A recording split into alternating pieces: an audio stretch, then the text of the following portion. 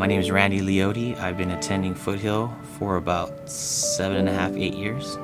I was raised in a typical home, got introduced to drugs and alcohol. Later on, ended up getting addicted to opiates. That was a really hard realization that I came to, that I was really, truly addicted to a substance to where if I didn't have it, I would get sick.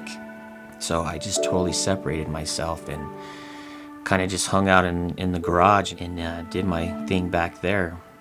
So there was a time I remember that I wanted to take my own life.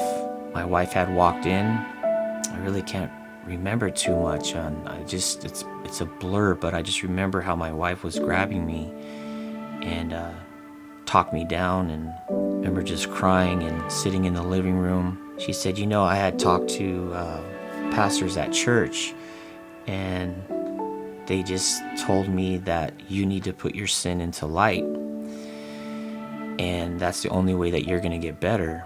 I'll never forget the time when I actually said I needed help. That was the first step of actually feeling like 100-pound bag off of my back.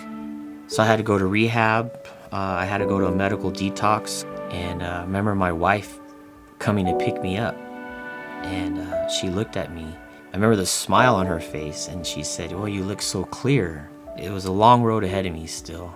I remember going back to church, feeling, people were gonna judge me, but it so wasn't even like that. I remember crying, I was just so happy that people were accepting me for what I've gone through. I slowly started getting involved back into church, and the Lord put his hands over me and lifted me out of that darkness and showed me who he is. We're all sinners. We all fall short of the glory of God. Let your sin be put into light. God's grace is such a huge weight off of my back that there's just no words that can explain the redemption that I've had. Everyone has a story. We want to know yours.